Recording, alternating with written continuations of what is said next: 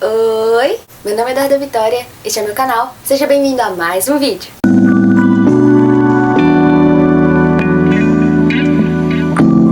Antes de tudo eu quero agradecer pelos 54 inscritos no meu canal, gente, eu tô tão feliz.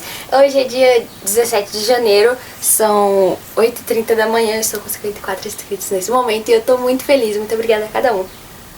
Amo vocês. Hoje eu vim falar, hoje eu vim te dar umas dicas e te ensinar, pra você que não sabe, sobre como cultivar a sua intimidade com Deus. Porque ao contrário do que muitas pessoas pensam, ter uma relação com Deus, gente, não é pouca coisa, não é besteirinha e vou falar a verdade, não é fácil. Tem que ter compromisso e tem que ter muito amor a Deus pra gente cultivar uma intimidade com Ele, uma relação ali, ó, firme, firmada na rocha de Cristo. Não basta só a gente ter no nosso coração, ai véi, que eu sempre mexo, me desinquieta.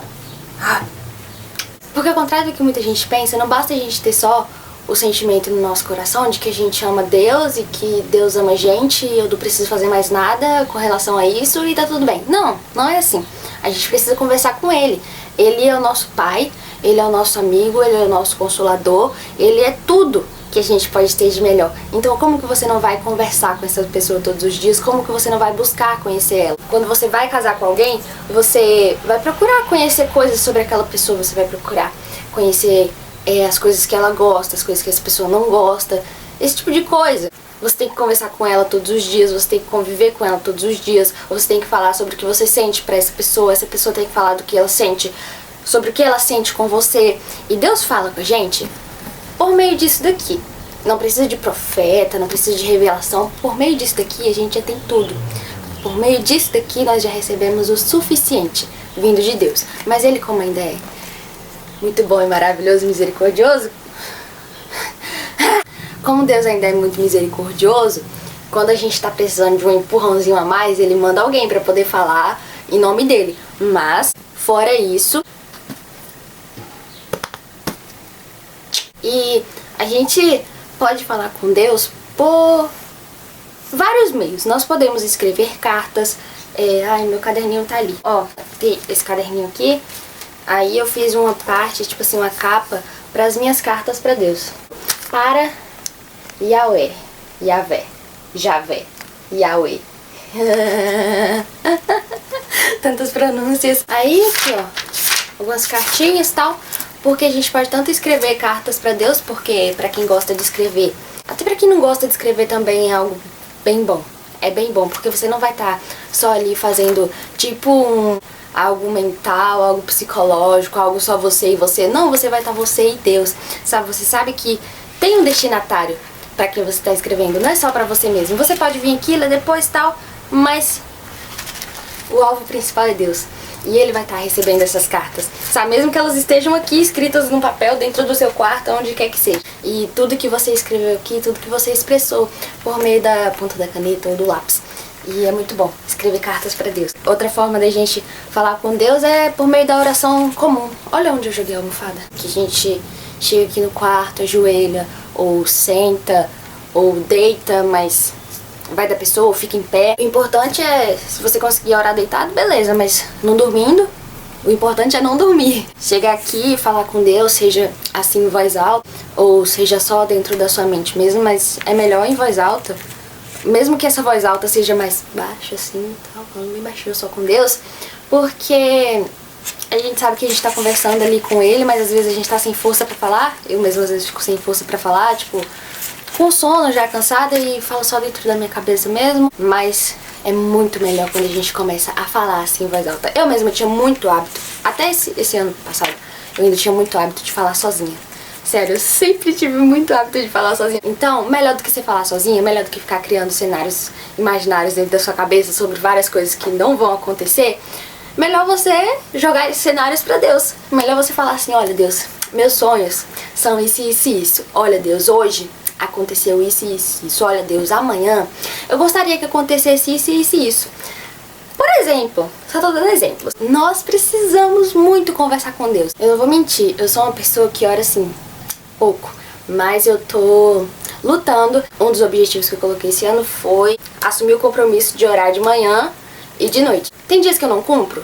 Sim, mas eu assumi o compromisso e eu vou estar na minha cabeça, eu preciso orar de manhã e de noite. Orar de manhã e de noite que eu falo é parar de manhã e de noite antes de dormir, de manhã quando eu acordar, pra orar especificamente, porque o cristão, ele precisa estar orando o tempo inteiro, seja ele parando no momento pra orar, ou seja fazendo alguma coisa, sabe? E ali no pensamento, orando e intercedendo a Deus. O cristão tem que orar incessantemente, mas assim, pra parar e orar e focar naquilo, pelo menos 1 ou 2 vezes no dia. Eu coloquei esse compromisso pra eu cumprir, pra me ajudar, né? Colocando pra orar 2 vezes no dia, eu orando uma, já vai ter sido uma vitória enorme, porque eu tenho muita preguiça de orar, e Deus sabe disso. Pra começar a orar é difícil, mas depois que a gente começa é difícil de parar, viu? Eita glória! É muito gostoso orar, porque, como eu falei, você sabe que não tá falando sozinho, você sabe que tá chegando até alguém isso que você tá falando, o que você tá escrevendo. Tem uma pessoa muito especial te escutando, que considera tudo aquilo que você tá falando uma coisa muito importante, sabe? Então, Deus dá valor às nossas orações. Nos momentos de angústia, nos momentos de tristeza, que a gente precisa de alguém pra consolar a gente, que a gente precisa de alguém pra desabafar. Pessoas que não gostam muito de desabafar com ninguém. Ter Deus pra poder desabafar, sabe? Colocar pra fora é muito bom. E ter Deus também pra poder nos dar conselhos é maravilhoso. Então, crie o hábito de orar. Gente, por favor, né? A leitura da palavra. Quando eu me converti, eu fui primeiro pra palavra. Tipo assim, eu tinha assim meus momentos de oração com Deus, mas eu acabava lendo mais a palavra do que orando. E isso foi um erro, porque, como eu falei, a gente tem que orar em todos os momentos, principalmente para ler a palavra, porque as escrituras sagradas não é um livro para ser lido. A Bíblia é um livro para ser estudado. Se eu tivesse mantido esse hábito de orar todos os dias, e principalmente nos momentos antes de ler a Bíblia. No começo eu orava antes de ler a Bíblia, mas depois eu ia ficando com preguiça. Pra que orar antes de ler a Bíblia? Tipo, coisa besta e tal. Mas é muito necessário para que Deus venha abrir o nosso entendimento, para que o Senhor venha falar conosco por meio da palavra, para que a gente consiga entender o que Ele tá querendo dizer com a gente, e esse tipo de coisa. E se não tiver oração, meu bem, nada vai pra frente. Então, aprenda a orar. Não existe uma forma correta de orar, sabe? É uma conversa ali, você e Deus. Só não use da oração um meio de barganha, sabe? Deus, você me faz isso e eu te faço aquilo. Não. Você tem que, na oração, você tem que agradecer a Deus, confessar pra Deus que você reconhece que você é fraco, que você é falho, que você é pecador, que você necessita de Deus todos os dias, sabe? Que se não fosse Deus, você sairia na porta da tua casa e um dragão comeria tua cabeça. Esse tipo de coisa, assim, sabe? Você tem que reconhecer que sem Deus tu não é nada. O momento da oração é esse momento de entrega, sabe? Não é só esse momento. Claro que a gente pode pedir coisas pra Deus, né? Mas esse não é o alvo principal da oração. O alvo principal da oração é manter a nossa ligação com o céu, manter a nossa ligação com Deus, para que a gente cultive mesmo essa amizade com Deus e não fique distante dele, porque onde já se viu um relacionamento sem ter conversa, né? Quando você estiver orando, tenha momentos de silêncio. Quando você for orar, antes ou depois de terminar de falar o que você queria e precisava para Deus, coloque um louvor que você goste, mas a prioridade é colocar louvores que exaltem a Deus, porque tem louvores que só exaltam o nosso próprio ego, que não são louvores, né? São só músicas. Então, tenha esse momento de colocar um louvor que seja agradável aos ouvidos de Deus e ficar em silêncio, para poder conseguir ouvir a voz dele. E seja intencional, sabe? Seja intencional no sentido de ouvir ele falando com você, seja intencional no sentido de mentalizar o amor que ele teve por você quando ele morreu na cruz, quando ele desceu da glória de Criador dos céus e da terra para descer aqui em forma humana, nascer como um bebê, crescer como um humano frágil e morrer como um cordeiro puro e santo, que foi humilhado e massacrado e não deu um grito. Se você ficar ali só parado, às vezes você não vai sentir nada, você vai ficar assim, sem saber, porque no começo é difícil mesmo discernir o que é voz do Espírito Santo e o que é voz da sua própria cabeça, mas com o tempo você aprende que a voz do Espírito Santo são todas as coisas que exaltam e glorificam o reino de Deus. Tudo aquilo que exalta o nome de Deus, pode ter certeza que vem do Espírito. Se você ainda estiver na dúvida, entrega na oração e espera Deus responder. sabe? Seja por meio de sinais ou seja por meio dele falando no seu coração mesmo. Mentalize isso. Reflita nisso, reflita nesse sacrifício que Jesus fez por você e reconheça o grande amor que ele teve pela tua vida, pela minha vida, ao descer do trono de glória e morrer como um condenado. Ele realmente foi condenado, mas por um pecado que não era dele, mas sim nosso. Então, sério, não queira focar só em um e deixar o outro de lado, achando que um basta e o outro você não precisa. Não vai dar certo. Você vai se atrasar muito na sua vida espiritual e depois você vai ficar assim, nossa, como eu fui besta, como eu perdi tempo, porque realmente. Então, saiba conciliar seus momentos de oração com seus momentos do estudo da palavra. E como estudar a palavra? Eu vou deixar um cronograma da leitura da Bíblia de em um ano, que foi o que eu usei, né? Primeiro você tem que se dispor a dedicar uma parte do seu tempo pra fazer isso, porque só pra ler você já vai ter um tempinho. Gente, não é lá essas coisas. Não é lá essas coisas de tempo, não vai tomar teu dia, sabe? É uma coisa ali que vai fazer bem pra sua vida e que por amor a Deus não pode ser deixado de lado. Então bora lá. Eu tô aqui, Salmo 129, tô aqui lendo a Bíblia. Versículo 5. Não entendi o versículo 5. O que quer dizer isso daqui que tá no versículo 5? Né, que são os números pequenos. Os números grandes são os capítulos e os números pequenos são os versículos. Aí eu coloco lá no Google, né? Ou qualquer outro lugar. Salmo 129.5. Explicação. E aí ali vai aparecer os sites. Primeiro, segundo, terceiro, vai aparecer tudo lá, explicação. Você clica e lê. Anota na tua Bíblia, se tu não tiver uma Bíblia física assim, que estiver lendo ou no celular ou no computador, seja lá onde for, a Bíblia não for sua e você não puder anotar, você pega um caderninho e anota lá. Anota a explicação lá, porque é um estudo, né? Tem que ser uma coisa ativa, você não pode só ficar lendo e tal, você tem que dar uma anotadinha. Então é assim que eu estudo a Bíblia, tem gente que tem livros pra isso e tal, mas eu não tenho e eu acho bom estudar assim, porque assim eu vou destrinchando versículo por versículo que eu não entendo. E é bom, é igual mesmo nos evangelhos, tem certas parábolas. Mas se você quiser colocar de um versículo até outro, você coloca, por exemplo, aqui, a parábola do semeador, Mateus 13, vai do versículo 1 ao versículo 23. Ou você coloca Mateus 13.1-23, ou você coloca simplesmente, porque vai aparecer em outros livros essa parábola. Vai aparecer em Marcos e em Lucas, além de Mateus. Parábola do semeador.